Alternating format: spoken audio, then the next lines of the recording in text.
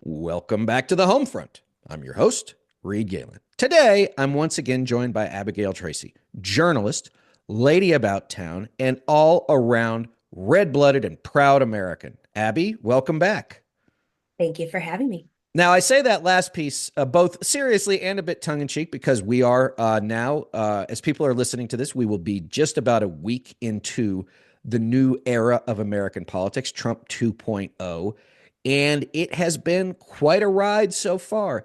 I'm not sure, as someone who lists their occupation on various social handles as friendly neighborhood Cassandra, I'm surprised, but I'm always surprised by the reaction of people who should not be surprised, whether or not that's our friends in the pro democracy movement, senior Democrats, members of the media, uh, anti authoritarian activists or commentators. It always seems that no matter what happens, no matter what he promises to do, everybody seems surprised by it. Yeah, I'm a little confused by the fact that there's still this sort of shock and awe reaction to it because we've seen this tape before, be kind, rewind, and we've already done it. And I'm sort of, and Reed and I, like, you and I have talked about this prior, like the idea that there were other kind of guardrails, more guardrails the last time that he was elected. And also he didn't understand sort of the gaps in executive power and sort of the checks and balances that did exist. And he now understands how he can circumvent them. I think even if you're looking at, the idea of like a cabinet member versus like an Elon Musk, who's not a Senate confirmed individual, but who is playing a huge role in terms of influence in the administration. So I think it's like the notion that people are still surprised after 8+ years of this, like I Yeah. don't quite get it. Almost a decade. Yeah. I think this summer Ugh. it'll be 10 years since the infamous escalator. And none of us could believe it then, or certainly I don't want to speak for everyone. I couldn't believe it then. I thought it was a joke. I'd go back and read the things I wrote. I thought it would be a lark. And here we are. And to your point, I think it is important to understand that the people around him, and I don't mean the Pete Hegseths and the Pam Bondis and the Bobby Kennedy Juniors of the world, but the people who surround him at the highest echelons of the presidency, those people that would be called assistants to the president, right? The 7, 8, 9 people in the West Wing who have what are called walk-in privileges, right? They can walk into the Oval Office anytime they want. Now, my guess is that the Trump Oval Office is probably more of a revolving door. It's probably like a shopping mall on a Saturday afternoon, right? There's probably people in and out all the time. But my guess is Trump likes that. But the people who have been laying these things out, right? I think we should understand that the Project 2025 stuff didn't start in the fall of 2024. It started in January of 2021. As soon as he was gone, they knew exactly what they wanted to do. These are very smart people. I know personally for years and years, Abby, some of the people that worked on this stuff. These are not dumb people, right? They come out of very, very elite institutions, whether or not it's like the Claremont Institute or someplace else. Many of them have Ivy League degrees. These are not stupid people. And so I think what we get confused with is when we see an interview, say on Comedy Central, with a Trump fan in a red MAGA hat, being made to look ridiculous, with the Ross Votes of the world, who sits at the top of OMB, who has a very clear idea and ideal for him, and ideologically, focused set of things that he wants to get done. And so, to your point about the surprise, it's, well, yeah, you have to separate. And we should be able to do this, gang, intellectually. You have to be able to hold two thoughts in your head, that there are people for whom Trump's policies will be very bad, and they will love him anyway. And there are people for whom these policies will be very good, and they probably hate Trump, right? But they understand that he's a means to an end. Yes. And can you actually, for the listeners out there, talk about Claremont? I think people don't understand sort of what kind of an incubator that is for some of these things. I think background on that, just a sentence or two might be helpful. Sure. So, I mean, there's the Claremont McKenna, which is a college in Southern California, sort of east of Los Angeles, but attached to it is the Claremont Institute, which is, for lack of a better way, it is a neo fascist, white nationalist, Christian nationalist think tank, for lack of, it's just, it is a place that has been recruiting and developing people for decades into this stuff. A lot of this stuff did start in Orange County, California, back in the 50s and 60s. The so much of the power of the right wing, Abby, has been an amalgamation of wealthy, typically white men and businesses and religion. And a lot of that at the time was ascribed to anti-communism, right? Communism, at least Soviet communism, was famously atheistic. So it wasn't just that you were pushing back on a political system or a governmental system, but an ideology that was godless in definition. And so it allowed people who were capitalists to mix very easily with people who were God-fearing, and to create this stuff. And as we've talked about before, the stuff that we're seeing come to fruition now is not new. It probably had its last close heyday ideologically in the early Reagan years. Reagan, yeah. Yeah. But nothing like they could have imagined now. Right. Yeah. George H.W. Bush never really ascribed to that theory. Certainly Bill Clinton, was a proponent of neoliberal economics, outsourcing, those sorts of things. George W. Bush, for whom I worked, was always more conservative than me, but he saw that part as sort of, they were weird, right? Like, remember when he said at Trump's first inaugural, like, that was some weird shit. I think he thought that was, again, they were a necessary evil to whatever it is he had to get done. He's certainly a faithful person, a God-fearing person, someone who takes their faith very seriously, but I always think he thought that they were a little bit too extreme for him. Obviously, Obama didn't see that. And for Trump, to bring it up to the present day, and I wrote about this in the fall of, I guess, 2023, he's a vessel. He doesn't care about any of this stuff, right? For him, you mentioned the word shock and awe. That's what it is. He loves to see the chaos. He loves to see the anger. And if it keeps both the billionaires who sat behind him on Monday afternoon happy, and it keeps the base closer to him, then for him, that's a win-win. And everything else is for him, at least in this moment, a positive byproduct. Yeah, I think the real key when we're talking about Donald Trump is Donald Trump's ideology is Donald Trump. Mm-hmm. It is he is constantly trying to figure out a way to boost himself, buttress, his own image and his own branding. And like that is really what it boils down to in terms of like actual policies and lawmaking. He doesn't care. Right. What he cares about is himself. And what you have there, if you're an individual who does have a very strong ideology, such as a number of individuals who are now in his administration, who are now pushing policies, like they see an opportunity. Mm-hmm. And they see a real opportunity in Donald Trump because as long as they can brand it and shape it and mold that ball of clay into something that is going to make him look better or make him think that he looks better, it's going to happen because he doesn't have these sort of like undergirding principles or an ideology that really is driving him, unlike so many previous presidents. So it's, you see this group of individuals who have wanted so many of these policies and ideas come to fruition. And again, to your point, like he is a vessel for that. And that's really where we are. And it's a scary thing. It is a scary thing to have a president who is so unprincipled. Because the reality is it's sort of on the whims of the moment and what is going to make him look better, when in reality, like there are real people in real lives and real individuals who are affected by all of these things. And yet his entire focus is this tunnel vision of how does it make me look? How does this improve my life? He is not ever thinking about anybody other than himself. And that is a terrifying reality to be in as an American.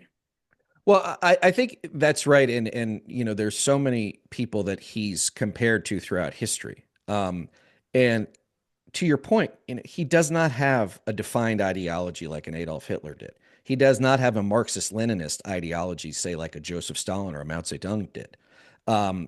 He's more like Franco in Spain, right? He happened to be in the right place at the right time. And, the phalangists win the war and he's in power for 30 or 40 years. But for him, to your point, it was more about the power, right? He kept the rich people, he kept the Catholics happy. He buried, several 100,000 people. Maybe it's not that many, but it was a lot. And so it was just a means to an end, right? Power was a means to an end, which is I get to be in charge and people do what I ask them to. And I would say just a little bit different on how he looks. It's how he looks with the people he cares about. He doesn't care about upsetting the media. He doesn't care about upsetting Democrats or the left. He knows that he only has to really appeal to a fairly narrow band of people that are the ride or die voters with him, the oligarch class. And a lot of Americans, as we've seen, 5 million or so of them stayed home, and many more. And there's plenty that's being written right now on Substack and other places of, people just tuning out. I've talked to a lot of my friends, Abby, and maybe you have too, although you live in the belly of the beast, where there's like, I just can't handle it right now. I just don't want to deal with it right now. I don't want him to be the middle of everything I think about. And the truth is that's a normal reaction. That is a human reaction to having to contend with something that is really upsetting or off-putting, right? Is to say, I Yeah. don't want to deal with this. And that's not to me the same as capitulation. That is self-preservation. That is building up a wellspring of endurance, or refilling the battery, of psychic energy or emotional energy that is necessary at this moment, because practically speaking, there's not a lot we can do. I saw that there was a federal judge who blocked Trump's executive order on birthright citizenship.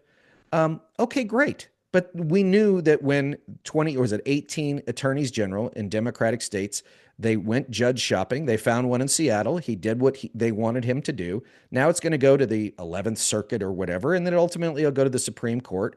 And, the point is that I'm not sure that Trump even cares. The point is that he has thrown yet another bright, shiny object into the ring for everybody to chase. Now, do I think that that's okay? No. The 14th Amendment is very explicit on these things. But we should understand the point of it, right? The point is not necessarily to end birthright citizenship, although I do believe there are many, many people around him who agree with that, and probably a lot more Americans than we'd like to believe. But the more important immediate thing is that while they're going off and doing all these other things, things like the 14th Amendment are keeping, the left, levers of power it does have occupied. Yes, and I do think you're hitting on a really important thing. I think, particularly in his second administration, the reality is there's going to be these moments of bright shiny object over here, media, people pay attention to this, while there is all this other kind of like subversive policy making and things going on. So it's like a distraction method. And I think, after his first term, the individuals that have chosen to surround him and have chosen to be in his administration now, they understand that he can do that, that shock and awe and, say things in his rhetoric and all of these things and draw the attention to that. The scary thing is what is going to be happening on the quietly. And I Mm-hmm. think that's what people kind of need to focus on. You and I have talked about this idea of like paying attention to not what he says, but what he does, in terms of being a president, but also, in terms of his administration. And I really do think that that is a key thing moving forward. And I think like one of the other things to recognize is who Donald Trump is and Mm-hmm. sort of how he views the world. And one of I lived in New York City for a long time. And I think one of the very interesting things about Donald Trump is, very wealthy individual, debatable how much he's actually worth. Real Right. estate's a strange, muddy thing. But one of the things is in New York City, there's such a level of supreme wealth and power. And the reality is Donald Trump was never accepted by the extremely wealthy in New York City. He was never accepted by them. He put gold everywhere and he had all this furniture and he was on his reality show and all of these things. But the reality is like the supremely rich and like the supremely wealthy really never let him in the door because their wealth outpaced him to such a degree. And there is this driving force under him where it's just like he's seeking acceptance from a certain class of individuals still. And I do believe that that is driving him. And we even see it, and I think the fact that he's buddying up with Elon Musk, an incredibly wealthy, incredibly powerful individual, is sort of indicative of that. And at the end of the day, like Donald Trump is an insecure human Hmm. who is seeking approval. But what is scary is because there is not an underlying ideology or real principles, so to speak, he's going to do whatever he can in pursuit of that acceptance that I think he's always been seeking. Well, and I think that's right, and I think Musk has many of those same insecurities, as do I think a lot of those tech guys. Right? They were always nerds, right? They weren't invited to parties. They were in their rooms coding something, and so yeah, there's this antisocial strain of a lot of the behavior, and you look at he's this week, the big Davos conference was going on in Switzerland, and he participated by video. And there's, Schwartzman from Blackstone, Brian Moynihan from Bank of America, all these people who are asking him all these softball questions. And they're all extolling his economic policies, which are less regulation, lower taxes, as if anybody in Davos needs to worry about any of that. And that's a whole other thing. But he attacked them, right? In particular, Moynihan saying, you need to be nicer to conservatives who want to bank with you. You're debanking people. Now, I never even heard of that till I read this story. But those are exactly the people for whom he would never be accepted, will never be accepted. So when he has the opportunity, he puts them on notice, right? That's how he flexes his power is, well, you may not accept me. You may think I'm a goon and an idiot from Queens, and I've got, ridiculous houses and airplanes and all this other stuff. But, I'm in charge now, right? I'm the captain now. And, as soon as the video clicks off, that as they're sitting in the chalet drinking hot toddies or doing whatever they're doing, they're still laughing at what an idiot he is and how they're getting one over on him, right? He's giving us everything we want, and all we have to do is say, "Okay, Donald. Okay, Mr. President." And the truth lies somewhere in the middle, which is I think he really does hate those people because they never will accept him. Um, Yeah. but again, he is magnetically drawn, as you said, to that hyper wealth. He can't help it. He hates them, but he wants to be part of them. But I think going all the way down to the bottom of the movement, so many of the people that he claims to speak for and feel like he does speak for them feel the same way. They have been alienated culturally, economically, and socially, and he has given them permission over this last 10 years to say, no, it's okay to say F you to all those people that don't like you. Yeah. Well, and you hit on an interesting point. It's like he's still in pursuit of this approval and this Mm-hmm. approval from a certain class of people that arguably is very different than his base, Mm-hmm. than the mega base of individuals. And the reality is like Donald Trump loves a crowd, loves a rally, but he doesn't want to necessarily hang out with those individuals that are really his true, red-blooded No. supporters. He doesn't. He's still in pursuit of this, but he is able to message in a way to those individuals that you said have felt alienated, have felt pushed aside, have felt like they've been looked down upon. And it's powerful. It's very potent, obviously. He has now been elected president of the United States twice, and he won the popular vote. He did. Right. Those are realities. So there is something, and I think there needs to be a reckoning around Democrats regarding what is it that he is saying that their party is not, that's not working for them. And I think it's going to be very interesting to see what Democrats do over these next couple of years in terms of trying to figure out, what is a way to message their policies that are actually going to improve the lives of so many individuals, but they need a win to be able to make that impact. And I don't know, I think we're at an inflection point, and you know, so many of my friends, as we've discussed, are like They're either fully in and paying attention to every single Right. thing Donald Trump is doing, or they're fully disengaged. There's not really something in the middle right now, and I understand it. I think it's a coping mechanism for some folks, but Well, that's an interesting segue. I mean, I wrote something on Substack earlier this week about the idea that where I live here, there's a local ballot drive or a signature drive to get something on the ballot. Our county council, broke under the pressure of this rapacious developer, and it's brought every. And I live in a fairly liberal enclave in a very red state, but it's brought all the longtime residents. It's brought the new California liberals. It's brought the MAGA guys together, right? Everybody wants in on this fight against this, Goliath.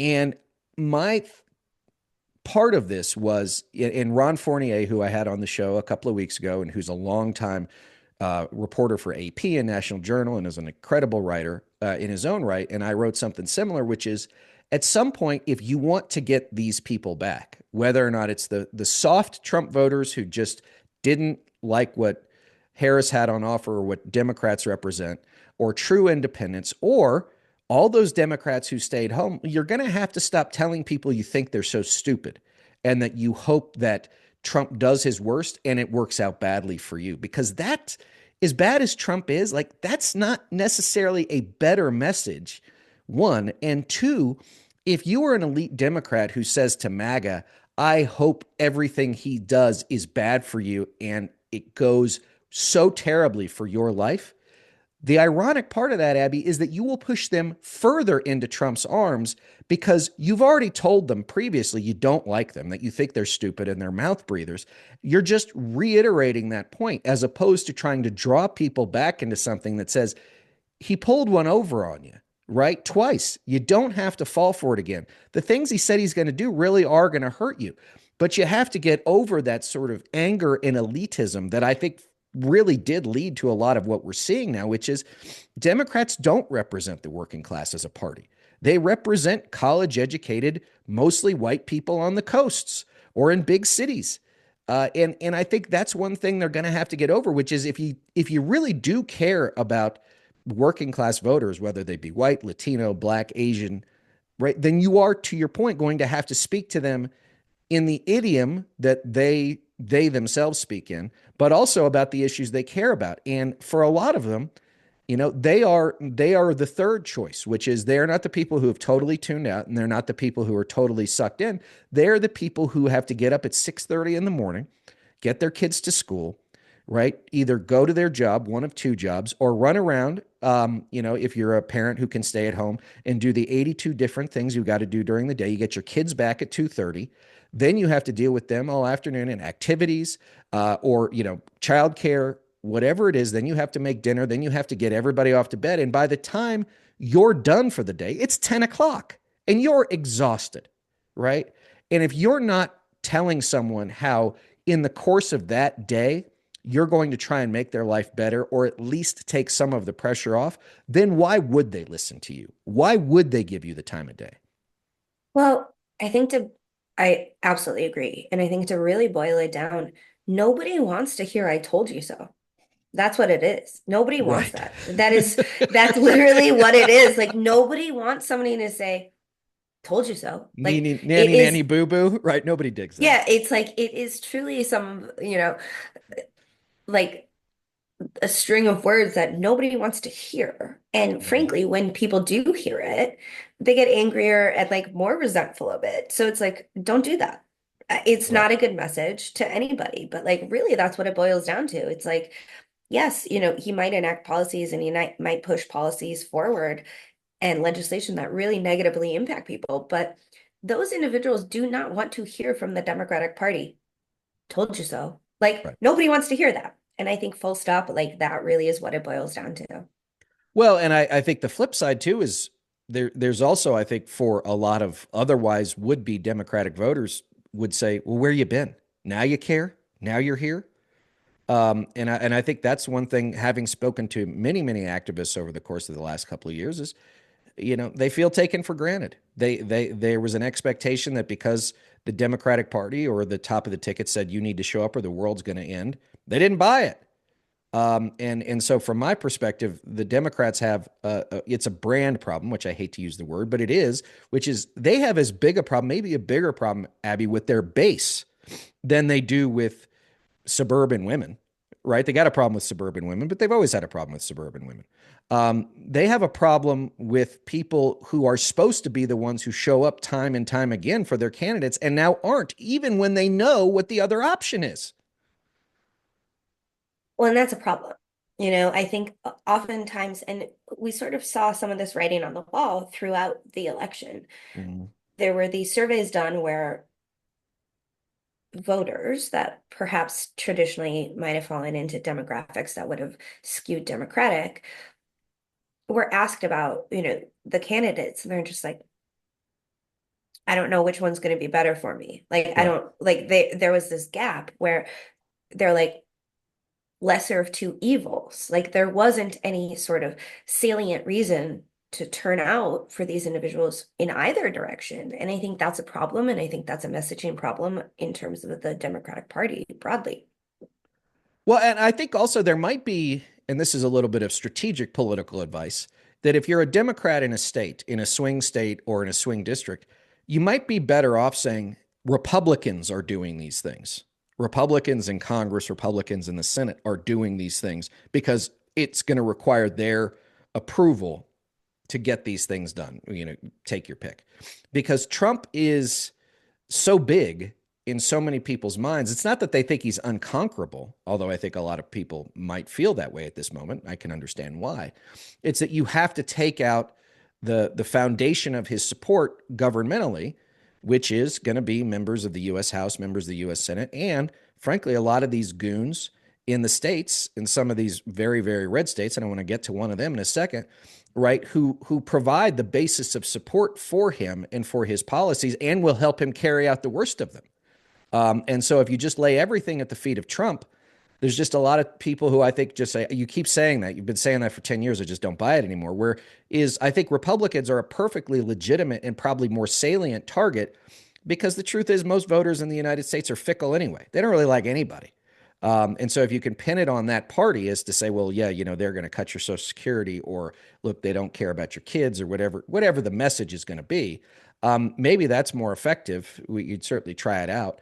But in that vein, can I give you my moron of the week? This is going to be an irregular and perhaps never to happen again feature.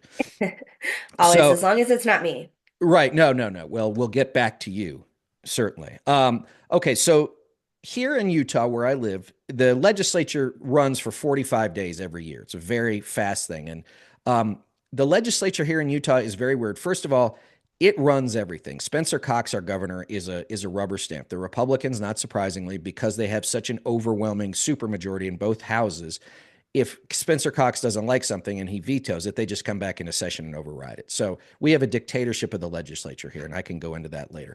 But this session, there's a bill, HB 104, Abby, and it's been proposed by this guy, Rex P. Ship. And he's from Cedar City, which is a town in sort of south central Utah. It's actually a great little town. And part of what HB 104 is calling for would be annual firearms training for school kids between kindergarten and sixth grade. And this is one of those where, there's a lot of talk about responsible gun ownership. I have many, many friends here in Utah. I mean, you could basically, if you're 18 and don't have a felony, they'll basically give you an AR-15 here. This isn't even about gun control, Abby, as opposed to the idea of this is ridiculous. I mean, so it says a law enforcement officer has to conduct these trainings. I mean, can you imagine, just for a moment, a group of 5-year-olds, right, with a 9 millimeter? First of all, could they carry it? Second of all, what are they going to use? Lady Derringers? But the liability here, to me, is aside from it just being a ridiculous idea and frankly militarizing our children, it just seems like what are you thinking? I mean, I know it's an ideological thing. I get that. But this is where I think the ideological and and reality run into one another, which is how can you possibly think this is a good idea? How can you possibly think kids from the ages of 5 to 11 right? Running around with, I mean, somebody's going to shoot another kid, right? It's just, I mean, I don't understand how this doesn't happen. And I don't think that they're going to have like the big circle where everybody sits crisscross applesauce in the kindergarten room and be, playing spin the 9 millimeter. But it just seems ridiculous on its face. This is not like a thing. Like, are you going to have elementary school kids like with a little holster on their hip, and if the school shooter comes in, we're now asking these kids to defend themselves. And there's also been these ideas of arming teachers, which is another bad idea. But it's one of those where even I, who am rarely surprised by anything, Abby, was just like, this guy is a true schmuck if he thinks this is a good idea. Well, it's beyond shenanigans. It's beyond shenanigans. And so I'm just like, I'm curious though, like, what is his reasoning for this? Like, is he saying why he believes that 5 to 11-year-olds need gun Because we training? need to be better gun owners. Everyone should be a gun owner, which is just, again, makes no sense to me. He's always been a shill for the firearms industry, this guy's Ship. But again, I think it is a shenanigan, and maybe it is to enrage people like me. Maybe that's all it is. But this is why, even if it enrages me and confuses me and frustrates me, we should take it seriously, because based on the bill language I've read, if it passes and Spencer Cox, the governor, signs it, it takes effect July of 2025, which means it would be in effect for the next school year. So what you're Why saying do is we, it's right. like a weird child soldiers thing. Like, it's like, I don't understand why this is something that should happen. Like, I don't either, and that's, to me, again, it's this we weird thing where, shouldn't, we shouldn't be passing legislation to make kids be more effective at handling guns. We should be passing legislation that makes it harder for kids to get guns. right, or for And those who do not, who should not have weapons, to have them. exactly, like that is, I don't know. Again, beyond shenanigans. I know, and it's just one of those where the reason I brought it up was because when I saw it, I was, it made me shake my head, and then I sort of got more and more wound up about it. Is that there are now so many states, Utah, Idaho, the Dakotas, Montana, the old Confederacy, that more and more of this stuff will happen. And so when people say, oh, well, if, Trump goes in 2028, a lot of this stuff will die. This stuff has seeped through. The poison has seeped in deep to so many of these places, and it's not going to be easy to get it out. And I think that's one thing too, just to bring it back to electoral politics, as you and I have talked about, and some things that we'll be working on, is like, I don't care if it's a Democrat, I don't care if it's an independent. Like, some non-MAGA Republicans got to start winning some races someplace, right? Is I know I get stuck in the prism, Abby, of seeing everything through campaigns, because that's the idiom in which I typically live. But if Democrats aren't going to figure out how to win some places, then there's going to be plenty of other folks, me included, who will start to go figure out, okay, can I get an independent at least competitive in this place? Because what we're on the path for now is bad stuff. And as you know, in your home state of Minnesota, right, I believe both houses of the legislature are 50-50 right now. Maybe 51-49 another, but very closely run. Very closely run. You could make an argument that it would not take much. I don't know if Tim Walz can run again, but if he can't, you could make an argument that in 2026, that a Republican could win the governorship, and the Republicans could take enough seats in both legislatures where they start you use the word shenanigan. I think that's right. The shenanigan of redistricting and everything else, which will be upon us. And so I beseech our Democratic friends to get in the game. And if you are going to run in Minnesota, run as a Minnesota Democrat, right? Is it the Farm Labor Party there? Is that Minnesota? The DFL. Yeah. Mhm. Right? If you're going to run in Maryland, run as a Maryland Democrat. If you're going to run in Arizona, run as an Arizona Democrat, which is what, despite all of these people getting mad at Ruben Gallego for signing on to an immigration bill, like, that's the race he ran. He Yeah. told you the kind of Democrat he was going to be, which is a border state Democrat in a purple state, when even Latino voters are saying, no, we want more enforcement at the border. I'm not saying that we should be rounding people up, willy-nilly like we're seeing, Abby, but like at some point you need to bow to the political reality that the vast majority of American people do think the border is an issue, right? And that doesn't mean that you need to be okay with kids in cages or concentration camps, but it needs to say that if you want to be a broad-based party like the Democratic Party needs to be, then the Ruben Gallegos of your world are the people who are going to lead you out of it. They're not the apostates. Yeah. And well, it's so funny that you bring up Minnesota. Minnesota's weird. People need to recall this. We did elect Jesse Ventura Mm-hmm. as a governor. Um Jesse the Body Ventura, for those who might not Right. be as familiar. And the other thing to kind of talk about Minnesota is when you look back to 2016, who won in the state? Bernie Sanders and Marco Rubio.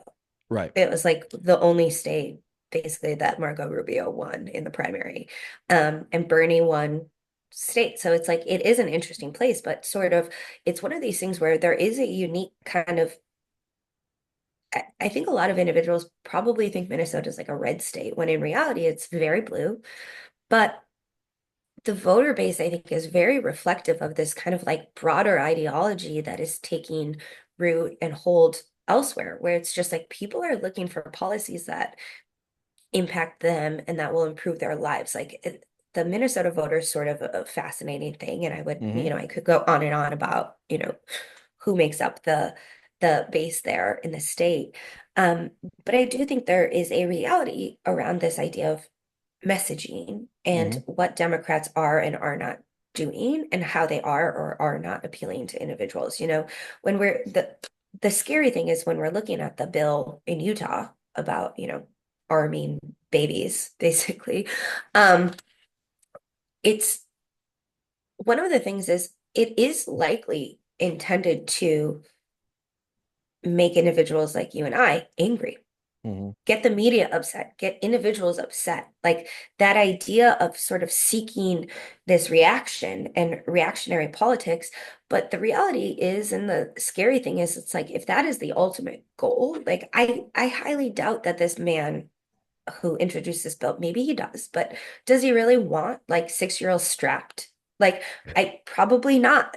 But he wants people to react to the bill. But the scary thing is, like, if it does pass, that has a real impact on people. And I think Democrats need to figure out a way to um, message so that they aren't just reactionary Right. and they're telling people what it is that they're going to do for them if they are in power. And again, like Minnesota is an interesting state. Like Jesse Ventura was saying something that appealed to people, including my mom. It was like a big issue in my parents' marriage. But like, I think you have to think about sort of what is the message? What are you trying to say? It cannot continue to be reactionary and anti. It cannot be anti-Trump. It cannot be anti-Republican. It cannot be anti, you know, Right. whatever mega acolyte is like up in the mix. And I think the key is like Democrats need to figure out, okay, what are you actually trying to say? Who are you trying to message toward? And then reverse engineer it from there. Yes, and I mean, I want to go back to this idea of reaction because I am someone who I have most folks on the show haven't seen it or heard it, but I do have the ability to have a fairly hair trigger, as many people who've known me throughout my life can attest. And I have been working on the difference between reacting, which is snap, and responding. Responding means you've taken a few breaths, you've assessed the situation, even quickly, and said, "Here's what I think we should do," or "Here's my feeling on what it means and what I think should be done in response, not in reaction." And I think that's a really important thing. Is everybody is on this hair trigger as far as anything that's said and done, and you have to say, "Okay, yeah, this guy, this Rex Ship goon, right? Why is he doing it?" I don't know. Maybe he really does believe that 7-year-olds should be carrying Desert Eagles on their hips. I don't know. But What a weird mentality, though, if that is the that case. is a Like, weird what? mentality. But there is a Like, fetishization of firearms among many on the right in this country. But here's where I think it gets difficult to go back to Minnesota. I remember doing an interview with a Minneapolis radio station years right after the 2016 campaign, and there was a guy who called in and said, I'm a hunter. I go get my buck every year, and then I put my rifle away. I am not a gun nut, right? I am not someone who believes that everybody who can have a gun, or guns should be available, should be handed out. There should be regulations. But they tell me because I'm a hunter, right, that I'm some sort of freak. I'm not a freak. And we even saw that with Tim Waltz, right? Yep. Tim Waltz, Tim Waltz was Tim Waltz could message very well around guns. he And I thought could, that, but they didn't let him, right? And then yeah, and then it was like, oh yeah, no, I've got a Glock at home. Like, maybe you do, but it's not like anybody believes it, right? It's not, you're not a believer. I mean, the the Harris family that is not a believable messenger on that issue. And again, I'm not a gun guy, never have been. I think it's me to me, kids kids dying in school does not fall second behind the Second Amendment, if that makes sense. Like that's, it's part of the sacrifice we have to make for our rights. Like it's not. Dead kids, I mean, firearms, not to get off on a rant, but firearms are the leading cause of death for children in this country. That's an outrage. terrifying. That's an outrage. And it doesn't have, and that's the other part. It's entirely preventable. It doesn't have to happen. But like so many things, right? The argument has been moved so far.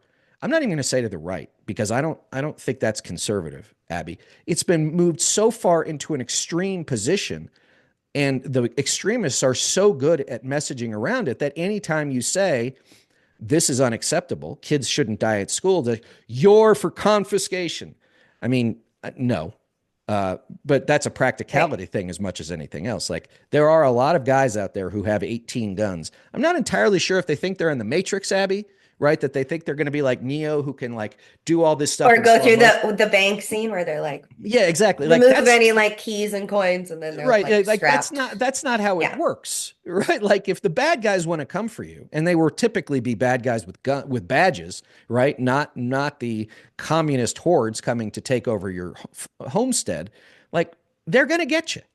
Um, Well, I think too, like to your point, and I think there is so much space for Democrats to message around this. Like when we're talking about school and guns in school, obviously access to firearms is, a huge part of it, but it's also this taking a step back and what else are you investing in your state, in your country? You think about investment in education, investment in mental health services. Like those are critical things that the Democrats want to do and do in terms of their policies.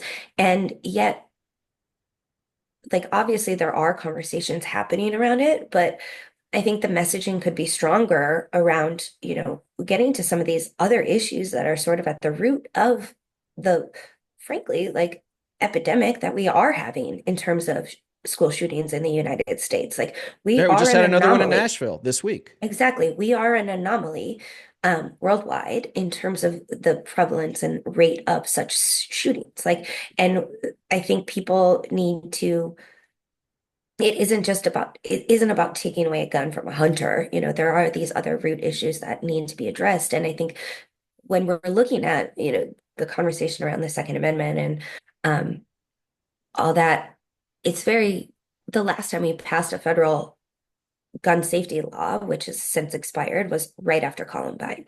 The NRA then went into states and from the grassroots level up, invested all of this money and all of Mhm. this time to build up a political infrastructure and ecosystem that has created this environment that we're seeing right now, wherein, you know, at once that legislation expired, like we've not even after uh, Sandy Hook, Congress wasn't able to pass, comprehensive gun legislation.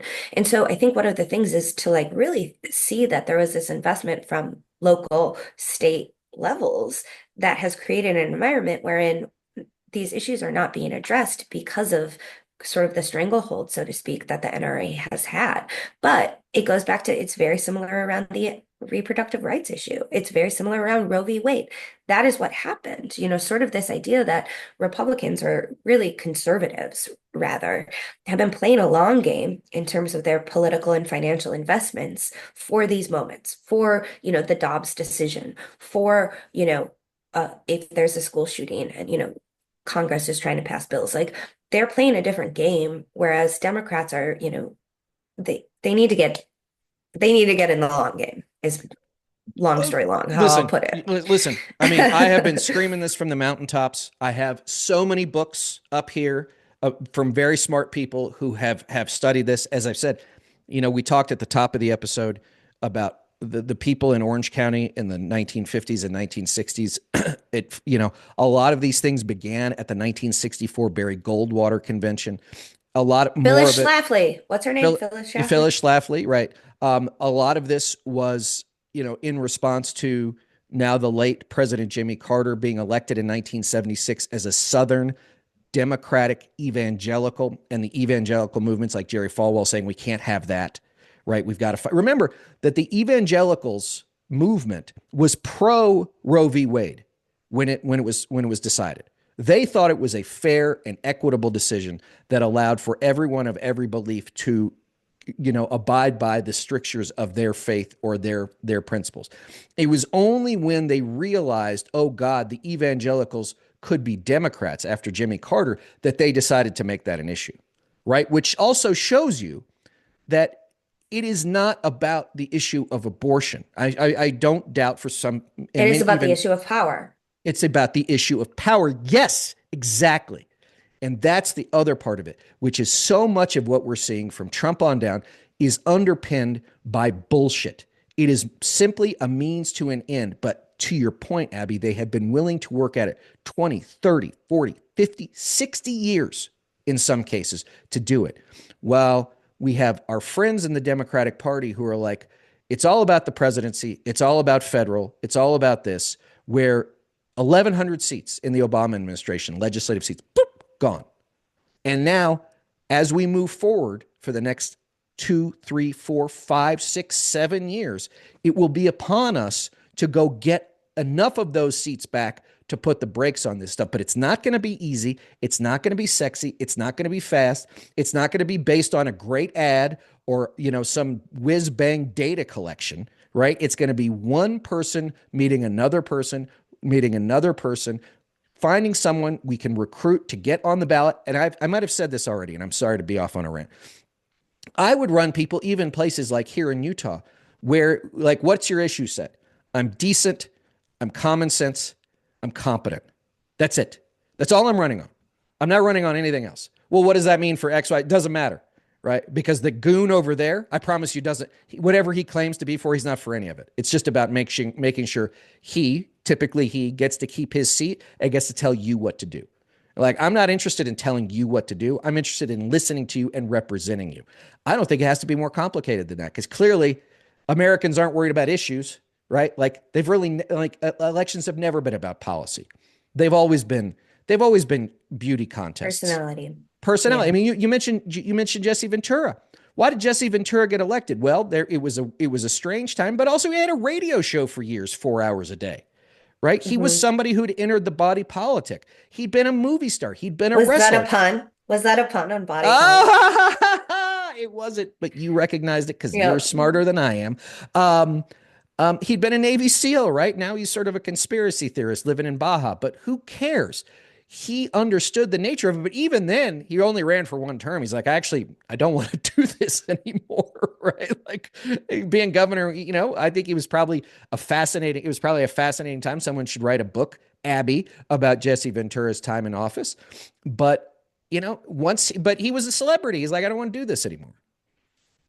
Yeah, well, and I actually think that Jesse Ventura, well, you can't say that because Reagan was really like the first celebrity politician.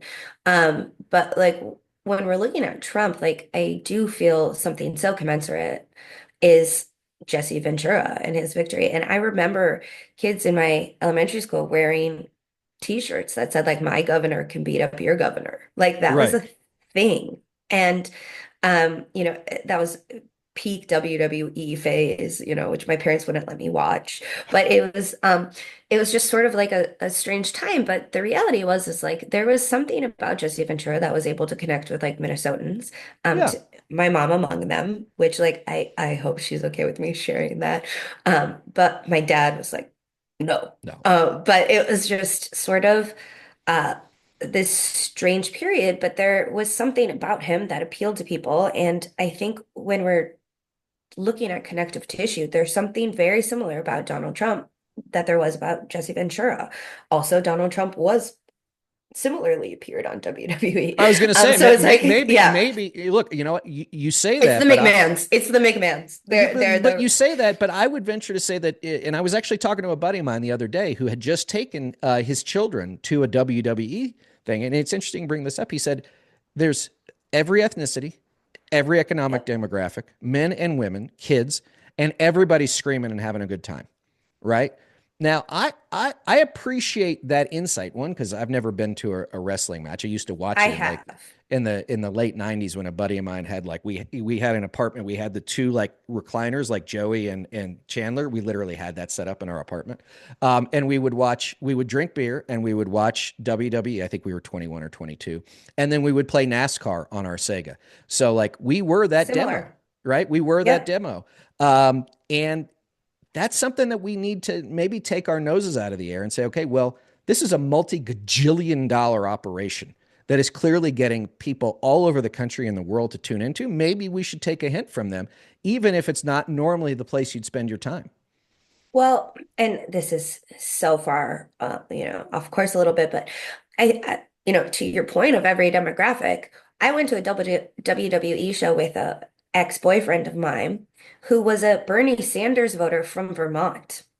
So like hardcore Bernie, and we're going to WWE. So Right. it's like to your point, like there is this mass appeal of it, and but also like an exposure level that I think is unique, and I can't really discount it. I don't know. I think this notion or this idea that individuals are one-dimensional creatures is a Right. fallacy, and I think that's the problem. Like I think Democrats are trying to bucket people, and trying to like operate as though, every individual that falls under X category has the same identity, interests, and needs. Right. When in reality, like that is not the case. And I think you really saw that in this past election cycle with Donald Trump's like appeal to Latino men, I think is a very indicative aspect of that. Um, Right. yeah, it's people need to stop trying to put people in boxes and just message around things that affect people in their day-to-day life and really push that. And Right. you cannot always just be the opposition party, particularly when you are the party in power, which is what we Right. saw this last election cycle when Joe Biden was president, I believe. Well, I think Republicans probably have more responsibility on the bucketing, with the micro targeting that when the 2004 Bush campaign, we did that, and it was that famous. If you drink Chardonnay and drive a Mercedes, you're a Democrat, and if you drink Budweiser and drive a pickup truck, you're a Republican. Maybe that Venn diagram still largely lines up, Abby, but my guess is it lines up a I lot don't, less than it did 20 years ago. yeah, I Right. don't think so. No. All right. Well, this has been a fascinating journey through politics and Americana. Abby, before we let you go, where can our listeners and viewers find you online? Yes, on X, I'm at Abigail Tracy, and on Instagram, I'm at Abby Tracy. And as always, gang, you can find me on X and TikTok, as long as they're around, at Reed Galen. Also on Instagram and Threads at Reed_Galen USA. I think I'm also on Blue Sky. I don't know. But I do need you to go to SezUs, SEZ.us, the social media site for sanity. We are now in the App Store and the Google Play Store. Get out there. And as always, gang, join the union.us. Get involved, everybody. Come and see a WWE show with me. Actually, I might go do that. It's probably good They're for me. actually And really fun. all They're right. actually really fun. All right, we will do a remote from a WWE show. We got to look at the calendar, but we'll make it happen. Listen, Abby, thanks as always for joining me, Thank you. and everybody else. We'll see you next time.